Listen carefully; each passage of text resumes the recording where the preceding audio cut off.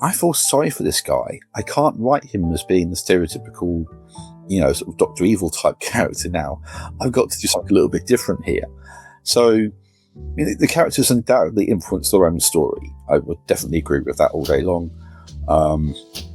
And you feel yourself being pulled in different directions. And sometimes you think to yourself, you might come to a point where you need or want to kill a character off.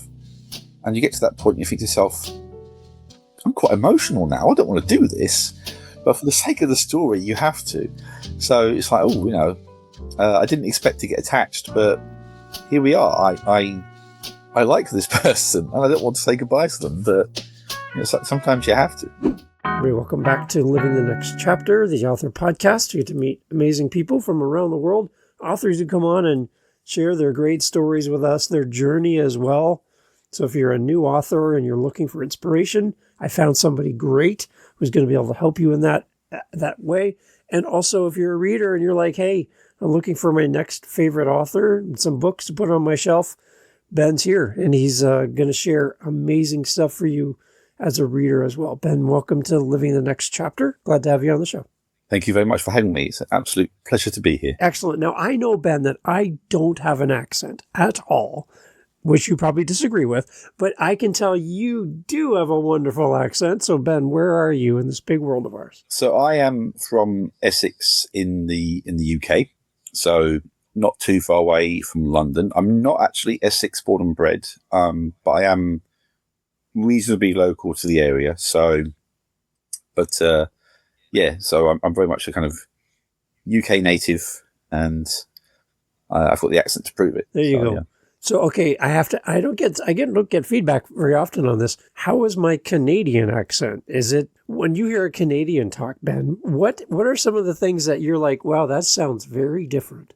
It sounds very, at the risk of making it sound like a Canadian stereotype, it sounds very relaxed. Relaxed. Okay. Yeah, I would say.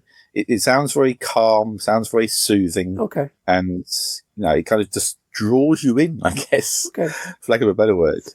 So it's very easy to talk to Canadians, I find, at least anyway. So now for me, my perspective, speaking to you, I feel like I need to sit up proper. I feel like I should probably use some better words than I normally would use. Like I should actually think when I talk to somebody like you. That's how I feel, because I don't know, there's just something like, for example, I was talking to my friend over in England, and he was saying that he has to go and do it to his proper job. And I'm like, I like that, a proper job. Like we would say a full-time job, a part-time job, but a proper job. And I'm like, oh, I like that, a proper job. I'm like, I just feel like I need to sit up straight. I'm like, I love it. So it's good. It's good stuff. And that's what I love about podcasting is I get to travel the world and meet people around the world and connect with people like you. So again, thank you so much for being on the show, Ben. This is really great. So I have authors, Ben, that listen to the show. They're here to learn about the process of writing. They're here to learn about how to go from an idea, maybe a few words on a piece of paper, to where you are. And there's a journey here. And I'm sure you've picked up some things along the way that could really benefit somebody new to their journey of writing. If you could rewind in your mind and go back to the early days, and there was a podcast, and there was an author talking about their journey, as you kind of look back at your journey, what could have been helpful for you to hear when you first started? If there was an author in front of you, what would you hope to learn from them? So I think first and foremost, you have to have perseverance, because you will sit down sometimes and you will open up the laptop and you'll feel so ready to write. And the second that your fingers reach the keyboard, you will freeze, you will doubt what you plan to put down on the page. And so first and foremost, have a bit of trust in yourself, in what you want to write, and just go for it. Just sometimes you almost have to force yourself to do it, but that starting point is basically sort of saying, okay, right, look, other people have done this, and everyone starts when they're writing from zero. Even the likes of Stephen King, there was a stage where he'd never put pen to paper, and then he did. And the same thing goes for every author in history. You've just got to kind of fight through that initial fear and just go for it. And sometimes that means even when you're feeling a bit tired or run down, you just got to think, okay, well, instead of using it as an excuse not to write, how about thinking this is my relief, this is my escape valve, so to speak, from the pressures of the day job or proper job, and just go for it. Yeah. So I guess that's my first bit of advice, if you like. Excellent. I love that you put proper job in there. That makes me happy. Okay. So when you were starting your journey as a writer then, what kind of influences were on you as far as other authors that you looked up to as a reader? Where did you find your inspiration from? I'm a huge sci-fi fan. So from a author perspective, I've read the Universe series by David Weber, who created and crafted such a huge world, but also one which felt very realistic and very grounded, particularly in terms of the characters. And I've also loved and enjoyed a lot of the work by Peter Hamilton, who, I mean, among other things, he wrote the Void trilogy, which is very epic, very eccentric, I guess, in places, very colourful. Absolutely loves that. And there's also a series of books. To be fair, I've only read a couple of them by an author called John Scalzi. I'm not sure if I'm pronouncing his surname right. And he wrote a couple of books which are very kind of snappy and peppy, and they just kind of crackle with energy from start to finish. So my background is very much sci-fi, including Star Trek, Star Wars, Doctor Who, and all of that, I guess, has kind of shaped who I wanted to be as a writer as well. So how, are you like a big like Star Trek fan, for example, and Star Wars fan? Like, you've seen them all the movies, you've been watching them all. Is that kind of a thing for you? Yeah, Star Trek is my first love, okay, if you like, when it comes to sci-fi. Right. You could even go as far as to say that I was weaned on The Next Generation, okay, if you like, a little bit. I grew up watching that. I was much more of a Trekkie than a Star Wars fan until they re-released the Star Wars movies for the 20th anniversary, which was my first chance to see them at the cinema. And nowadays, in my heart of hearts, I'm still more of a Trekkie than a Star Wars fan. Right. But I'm not one of these people that seems to think you have to like one, hate the other, because I think that's nonsense. I love them both, just as I love Doctor Who, Babylon 5, and a host of other sci-fi things that sort of come to me down the years. It's all shaped me, not just as a writer, but as a person in so many ways. And I love virtually all of it. So what is it about sci-fi in particular that you could love any type of writing, but why specifically that? What does it do for you as a reader?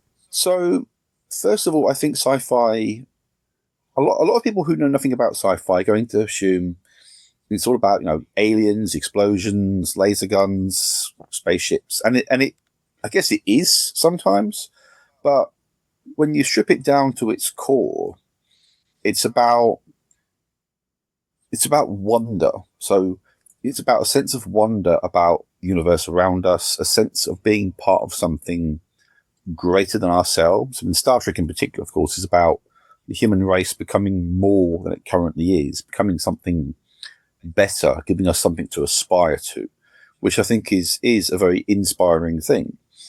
And it's a great vehicle. I mean, I know people talk about Star Trek in particular about being a vehicle for the human condition, but I think most of sci-fi is that. The books by David Weber, for example, the characters are what really ground the story, and they're what keep you coming back to the universe. It's the human beings. And if you stripped bare all of the technology and all the sci-fi stuff in those books, you could still have a story about human beings that would feel compelling, heartwarming, tragic sometimes, and so sci-fi basically just takes human beings, puts them under a microscope, and it asks who we are and who we want to be and how we're going to get there. There's the story, and then there's the story behind the story, and that's the kind of thing that I love is unpacking that other level. Right? There's the obvious, and then there's the subtle and the behind that you're like, oh, I see where we're going here. I like that.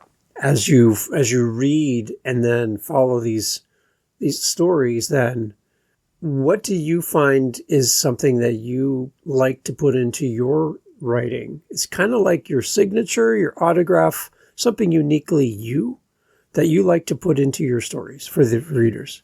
So I think so far I've got 2 published works out there, and I don't know if I really have a defined, shall we say, signature to my work. I think that's probably for other people to judge. I think when they read what I've written, and they can decide for themselves. But what I certainly try to do, I do try to look at characters who are relatable against a backdrop of something that's bigger than themselves, bigger than, shall we say, humanity. And they're trying to perhaps unravel stuff which maybe can't even be unraveled by any one person, and dealing with day-to-day stuff at the same time. So, in essence, although the characters in my stories are not actually humans, they are dealing with the human experience on both a personal level and a larger level. And maybe that's the theme that connects everything that I've written or I'm writing. How do you balance realism and the idea that you can write anything you want for your characters and put them in any situation you want to?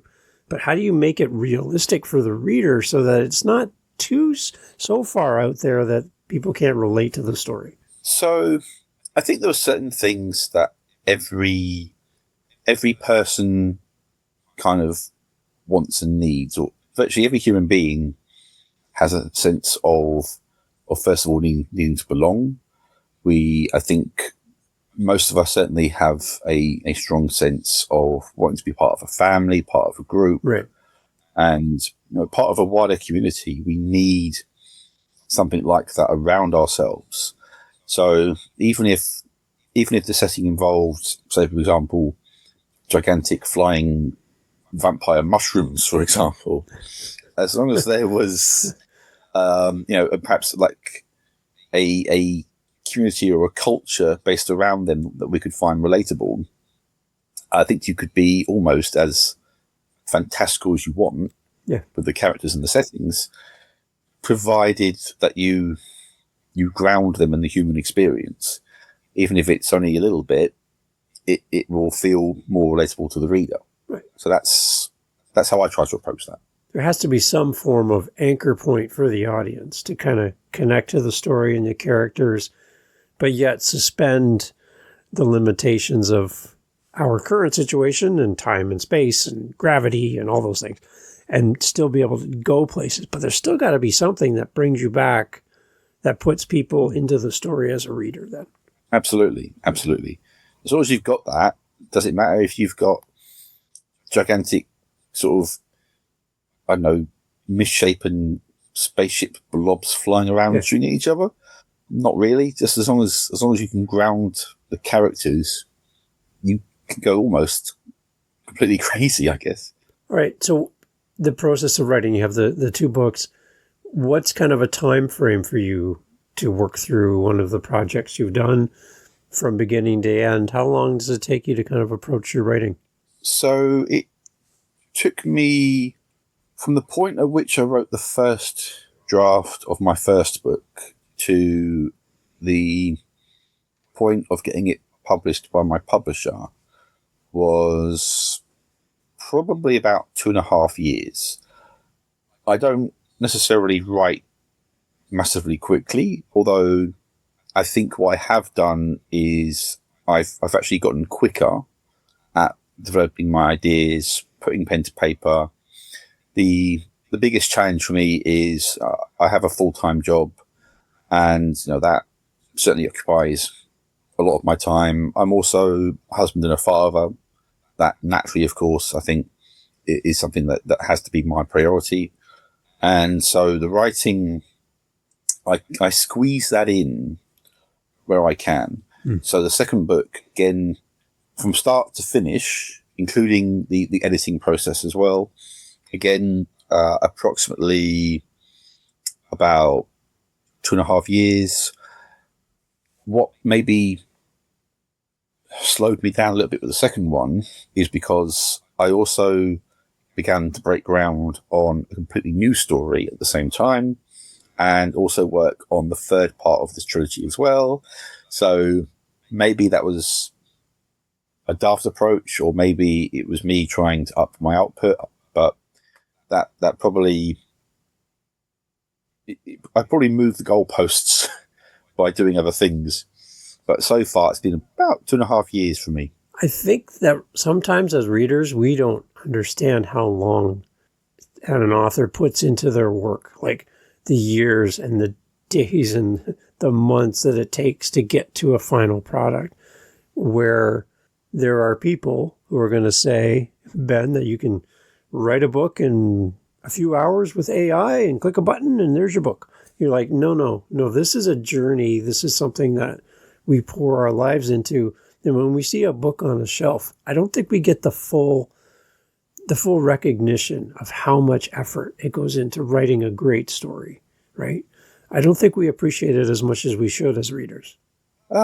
Perhaps not, to be fair. I mean, we just see a book on a shelf, yeah, and we pick it up and we make an almost instant judgment as to, we will read the blurb on the back and think, okay, well, I'm not going to read this, put it back.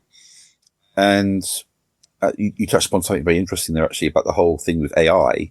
And there is a danger now that, those people who are prepared to devote a lot of time writing, there's the risk of them being replaced by someone who just says, ChatGTP, write me whatever. Yeah.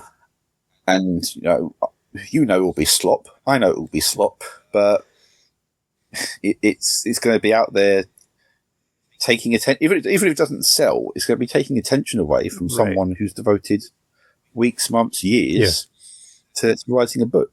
I could write a bit quicker, I'm sure. And I'm sure a lot of authors wish they could write quicker as well. But at the end of the day, we are human beings. We have lives beyond writing. Whether we sometimes wish we could, I wish I could quit my day job and write full time, but I've got bills to pay. Right. So, but hopefully, I think a lot of readers do appreciate that. To be fair, I think a lot of them do, and hopefully that will shine through more and more readers in times to come. Yeah. Earlier you mentioned that it's kind of not up to you to determine how things are going to be received by your audience, but you hear feedback through reviews. You hear feedback from people who read your books. What's been encouraging for you as an author to hear back from a reader that's not mom, dad, a relative, family member, somebody who's just outside of your regular circle that's come to you and given you feedback? What's been something that's really been encouraging for you as an author? So it's people have said stuff along the lines of that they like the world building, which is really nice to hear.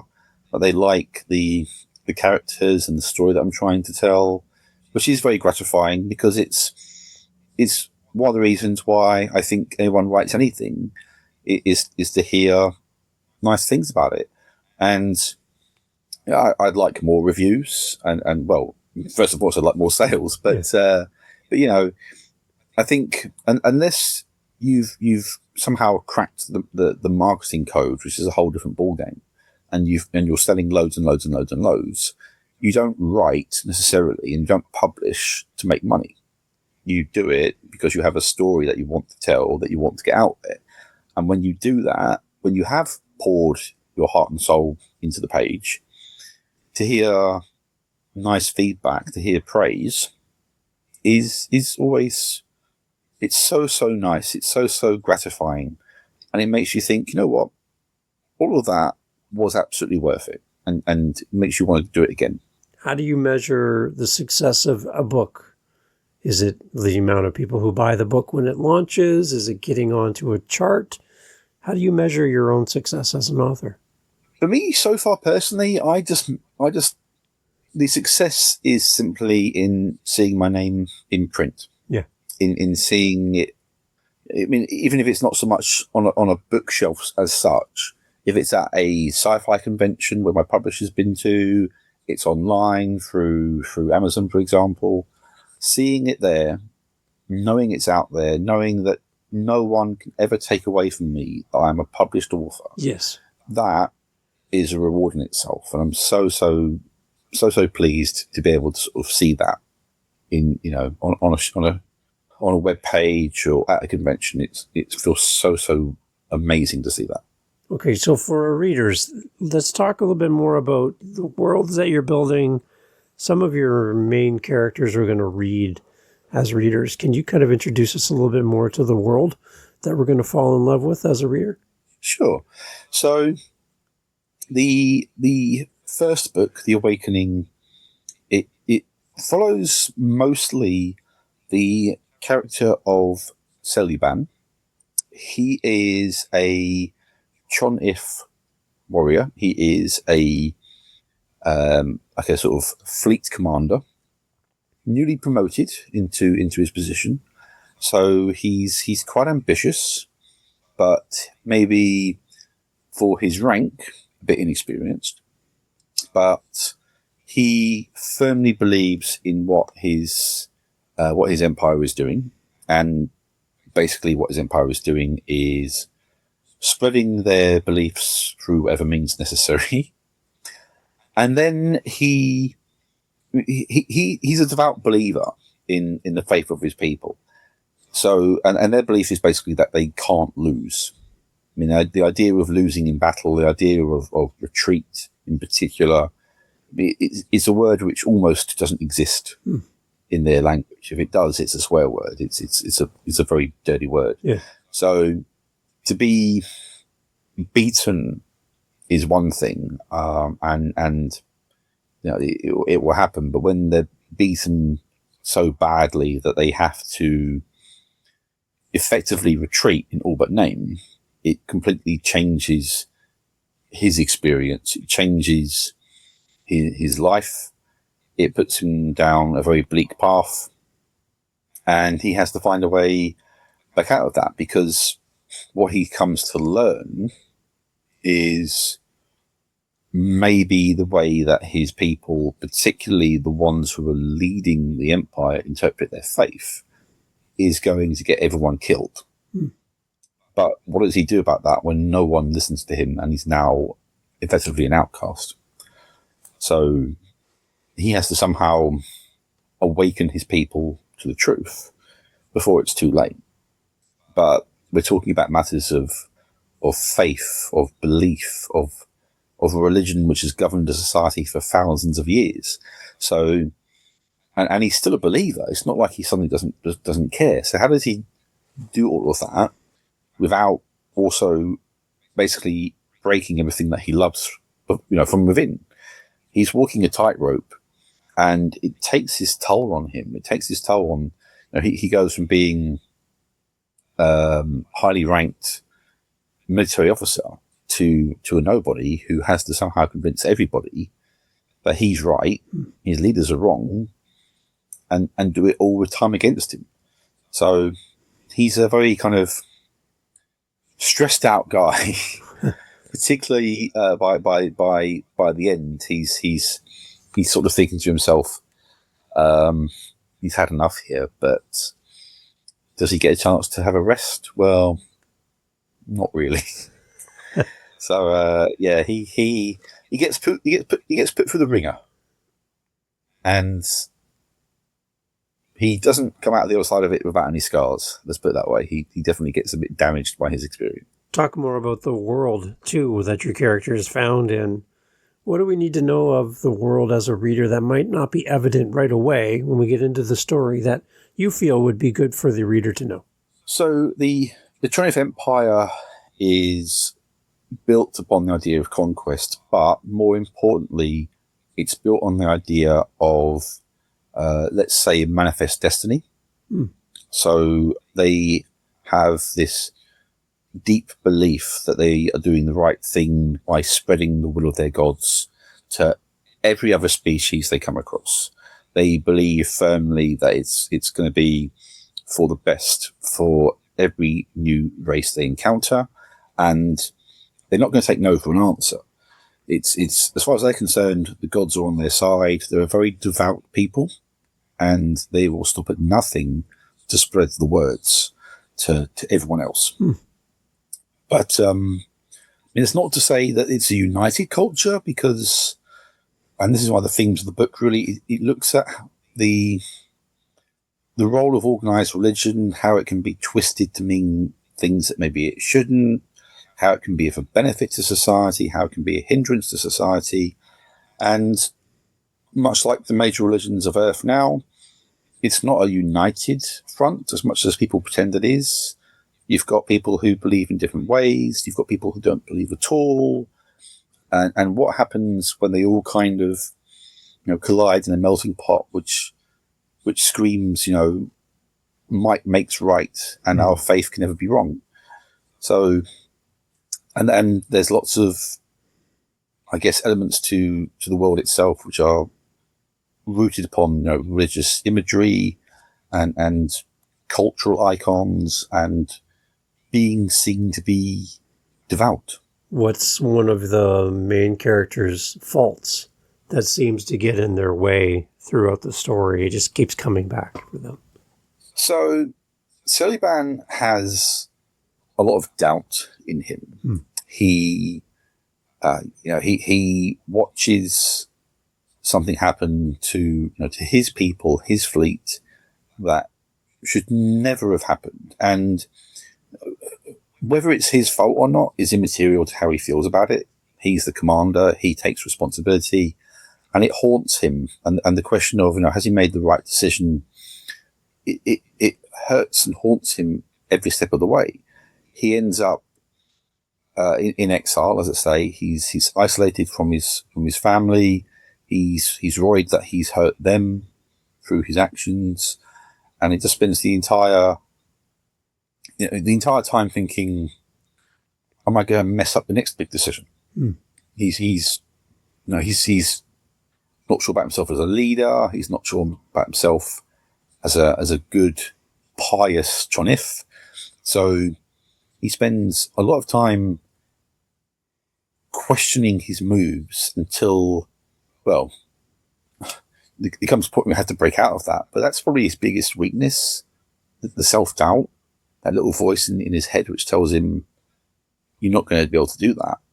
Something I think we can all relate to a little bit sometimes is that little annoying voice. Yeah.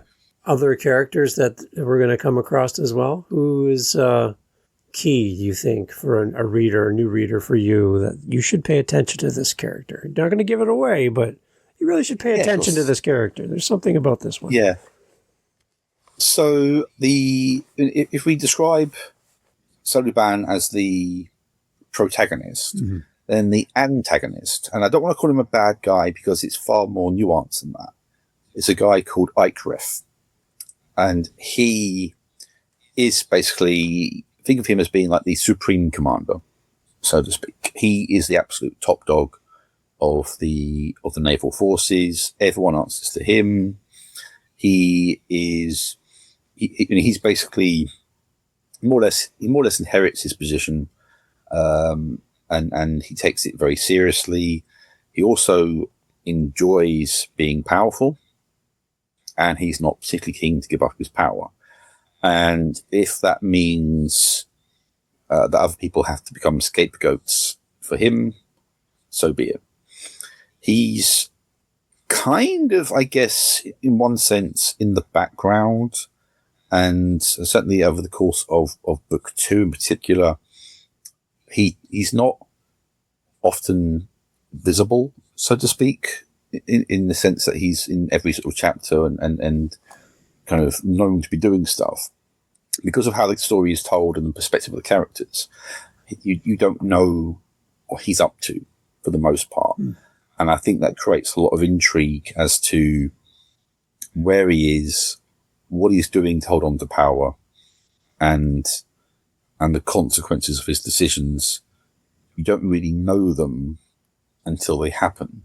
It's a bit like if you imagine we don't know what a terrorist is going to do until they do it. Right. It's a bit like that. We don't have a little sort of secret script telling us what they're plotting. We don't see both sides of it.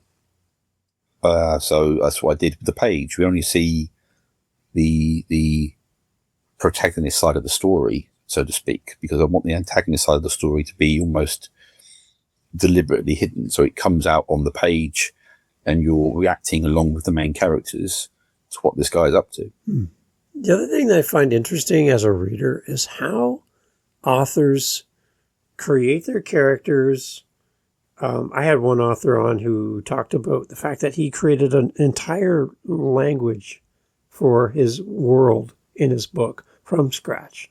Like every part of the language, I'm like, oh my gosh, like I would not even know how to create a brand new language for my characters.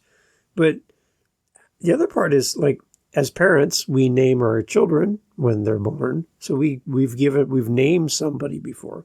But as an author, where in the process of writing does your characters' names come to you and their identity through their name? Is that something you start with, or does it kind of come over time as you write and develop their character? How do you name this fictional character? I don't understand how this even happens. So for me, I kind of go a little bit off the cuff, so to speak. So as I'm writing and I'm thinking to myself, okay, I'm going to need a name for this shuttle pilot, for example. Yeah. And I'll just kind of look at the structure of what I've done for the names of other characters thus far and think, okay, well, it's got to kind of fit this convention. So it needs to kind of, one of the things that people will notice with the characters in my book, so the male characters, all the names, I think all the names end with either a T, a H, or an N. And they tend to be, what's the best way to describe it? Quite meaty names, almost, I guess. I mean, they're quite strong names when you pronounce them. Yeah. So you've got Seluban, Ikref, you've got another character called Teklerat, and so names which you have to feel almost powerful to say them. And so that's kind of, I mean, I didn't really kind of map it out in detail. I just kind of thought to myself as I'm writing, right, okay, right, this is a male character, this is a female character, it's a slightly different structure for their names. And I just kind of, just invented it almost on the spot as I was going on. Is there a dialogue between yourself as the writer and your characters in the process of writing? Do you kind of converse back and forth with them? Do they give you any direction at all? I don't know about a dialogue exactly, but I think one of the things that I think a lot of authors would probably agree with is you could be writing a story with certain intentions, and sometimes how you feel about the characters will take you in a different direction. You might want to paint one particular character as being an evil, vile, bad guy, and by the time you're halfway through, you're actually thinking, you know what? I feel sorry for this guy. I can't write him as being the stereotypical, sort of Dr. Evil type character now. I've got to do something a little bit different here. So, the characters undoubtedly influence their own story. I would definitely agree with that all day long. And you feel yourself being pulled in different directions. And sometimes you think to yourself, you might come to a point where you need or want to kill a character off. And you get to that point and you think to yourself, I'm quite emotional now. I don't want to do this. But for the sake of the story, you have to. So it's like, I didn't expect to get attached, but here we are. I like this person and I don't want to say goodbye to them, but sometimes you have to. Is your approach to write as standalone when you first start a project, or do you kind of see projects being multi-projects over a period of time? How do you originally start a new project then? Originally, I started the first book as, well, I did see it in my head as being one big book. And then I decided it would be better to break it down into separate parts. And that's how it's basically become a trilogy. So, and part 3 is currently in the hands of my publisher. Nice. And at some stage it'll come back to me for editing, and I'll actually tweak a few things at that point. There's a few things I actually want to tweak about that story.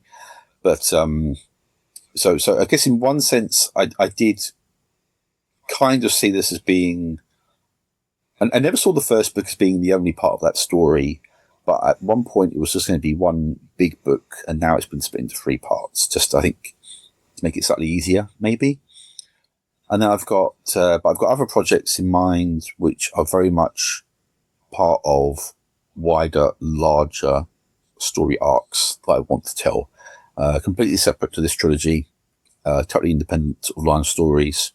And that's a project which might be too ambitious, but basically what I'm trying to do is build a multiverse, and we'll see if I can pull that off. But that's like so to answer your question, I do kind of intend for there to be more than one part to each story.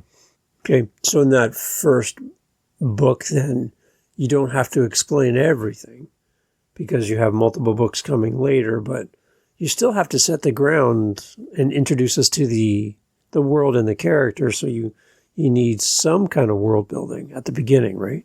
Yeah, and that focuses pretty much on the culture of this alien civilization, of the 20th Empire. What do they believe in? What are their, I guess, religious icons? How does that shape their wider culture? And I also wanted to try and, in terms of literally a physical sense, create the impression that these are big, strong, stocky beings. And I've basically likened them to being dogmatic alien orcs, is the way I describe them, because that's what they basically are. They they have very elaborate kind of like armor. Their warships are intended to be things of beauty and grace, because in their view, war is all of it's a holy war, basically. Every war they fight is a holy war, and they want to honor their gods by building beautiful ships. They have beautiful sort of armor made out of bones. They don't do, I guess, functional ships in one sense. They think warships should be iconic and graceful and free flowing. They also reflect that in terms of, like, say, government buildings and civic buildings. They are all intended to be very graceful, very, very elegant. And they have a very kind of elegant way of speaking. I think the way I've tried to write it is, there's not a lot of colloquialisms in the way they speak. It's all, I wouldn't say it's all formal, but they kind of all try to sort of carry themselves, particularly the military and kind of ruling classes, try to carry themselves in a very kind of dignified way, because they're aware that they're being looked upon as almost as being like religious icons themselves. So and then beyond that, literally in terms of a physical sense, these are beings which, what we might think of as being cold conditions, they think of as being warm and pleasant. So they have a preference for, you might say, tundra type environments. Okay. So there's a few scenes where they don't necessarily like heat, and they have to kind of almost suffer through it a little bit in that sense as well. As you write, is there parts of the story that's very important for you as the writer to understand, but doesn't actually make it into the book? But it does shape your character in the world. So it's like you have to write it, but almost like on a separate thing away from the story, but it's still important to you as the writer to know this information. Yeah, absolutely. As it happens, so the first book was originally self-published back in 2020, and that version of that story is quite different to the version which ended up being published by my publisher. Okay. But there are elements in that which I kind of kept because I thought they were needed. There are also elements that I kind of would probably have set the tone for who the 25 as a species, but then having looked at it in more detail, it also didn't make sense. I mean, I kept thinking to myself, hang on a minute, in this original version, the 20th Empire's tactics in battle were basically, let's just charge forward and hope for the best. And then I thought to myself, in real life, would that actually win battles, much less wars? So I basically kind of, although it captured the essence of who they are, they don't believe in retreat, I then realized they have to have some concept of strategy and tactics or they get wiped out. Yeah. So I rewrote a lot of stuff while trying to keep that essence of who they are, that, no retreat, no surrender sort of thing. And, if you read that self-published version and then you held up against the published version, like chalk and cheese in some ways. Really? There's no doubt about it that my publisher, they were instrumental in helping me to sort of polish that story. But there's an essence of who the characters are and what the story is supposed to be in both versions. Kind of stealing from parenting a little bit. As we parent and we have more than one child, for example, we learn from one in the lessons we have with the first that we can apply to the second and so on. So as parents, we're different for each child than we were for the one previous. For you as an author, how are you different from one book to the next book to the next book? Because you're learning things about yourself, you're learning things about the character, your publisher's giving you feedback and helping you to tweak your story and make it better. How are you kind of building upon yourself, and what's that progress look like for you as an author? I think one of the key things that I have learned, and I've learned this from my publisher, I've also I also got this advice as well from another author called Becky Black. She kindly sort of gave me some initial advice when I was self-publishing, and then my publisher, they really kind of pushed this and made me actually do it. This idea of showing a story rather than telling a story. What I tended to be guilty of with my first version of my first book was lots of exposition, lots and lots of it, trying to explain this, that, and the other. And I think also at times I was too overly technical with some of like the tactical systems and the battles. And I was sort of telling the battles in a very detached sort of way in particular. And so, what I've learned, and I really can't thank people like, with like they'll come on the show, Carl Hanna, Gene Rowley from Jumpmaster Press, among others, for how they taught me to show a story, to have the characters live the story for you as you're putting it onto the page. Right. And I think by the time I kind of broke ground on the second book, I was much more comfortable with that. And hopefully that show through in my next books as well, that I've kind of taken it on board more each time I've put sort of pen to paper, so to speak.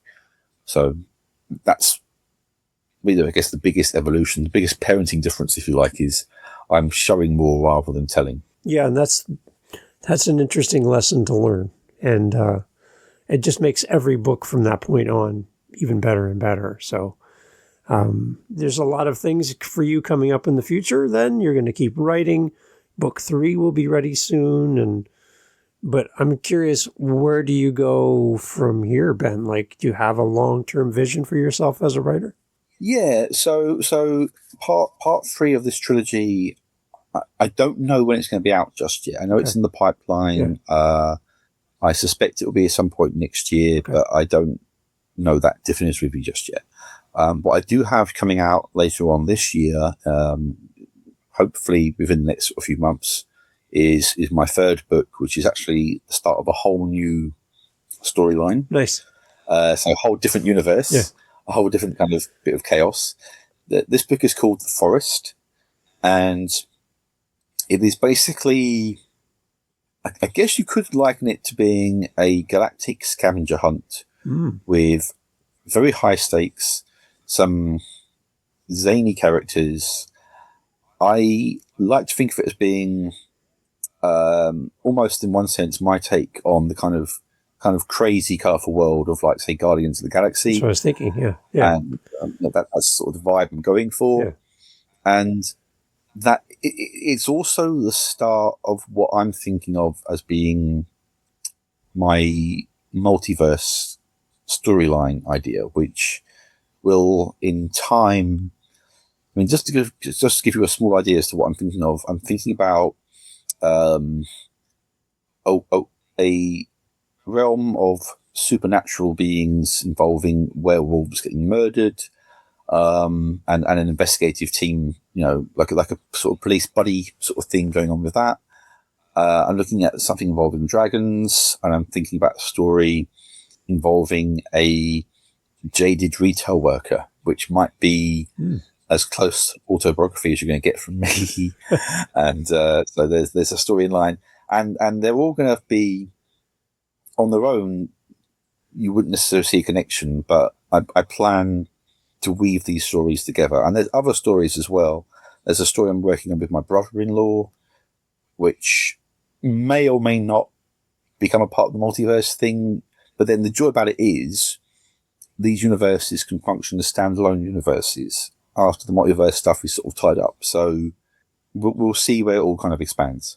So maybe a diabolical podcaster from Canada who changes minds through the power of the internet, and I don't know. I'm just going to write myself into your story somehow.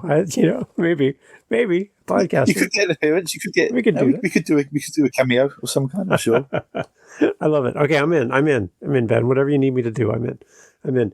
Ben, for people who want to follow the journey more, stay in touch with you, continue to follow new projects, and be part of your world, where do you want to send people so they can connect with you, Ben? So the best place would be my personal blog, which is meerkatmusings.co.uk. Okay.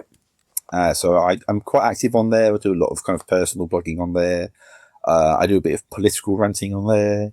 I do indeed sort of write about my books on there. I've done reviews of books that I've liked.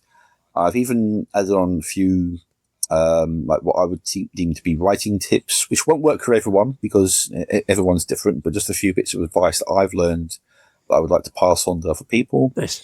And through Meerkat Musings, you'll find every other way to contact me. So you'll find almost like social media links and everything else. So it's a one-stop shop for how to get to know me. Beautiful. We'll have a link for that for everyone in the show notes as well. So please, everyone, not if, but when you buy Ben's books, we're talking about reviews. Reviews really matter to our authors.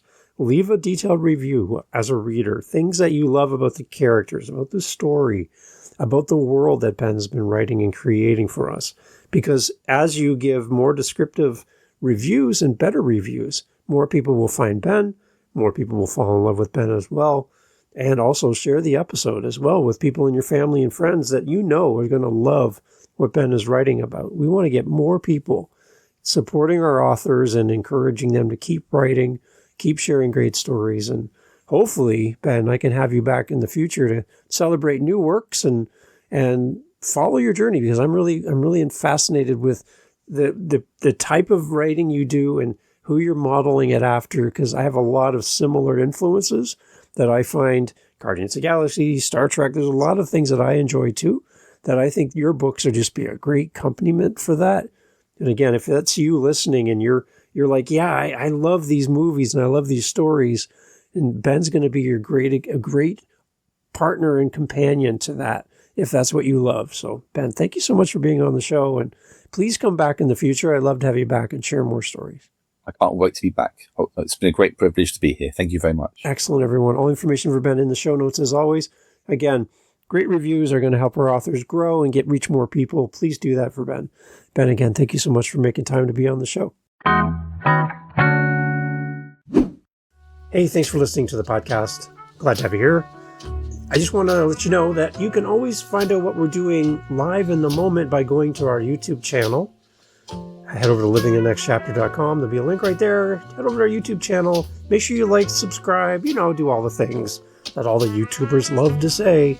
And in our YouTube channel, a couple things. You're going to get advanced listens. You're going to get the episodes that we're working on in real time. So we record and post daily on our YouTube channel. I'd love for you to give us a follow over there. As well, we're making playlists.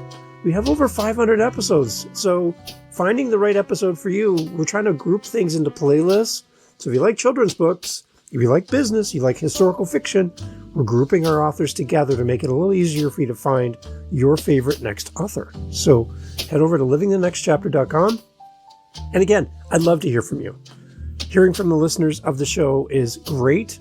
And I just want to say thank you for being a part of the podcast family. And I look forward to having you back for the next episode. Thank you for being here. I really appreciate your time and your listen. Take care.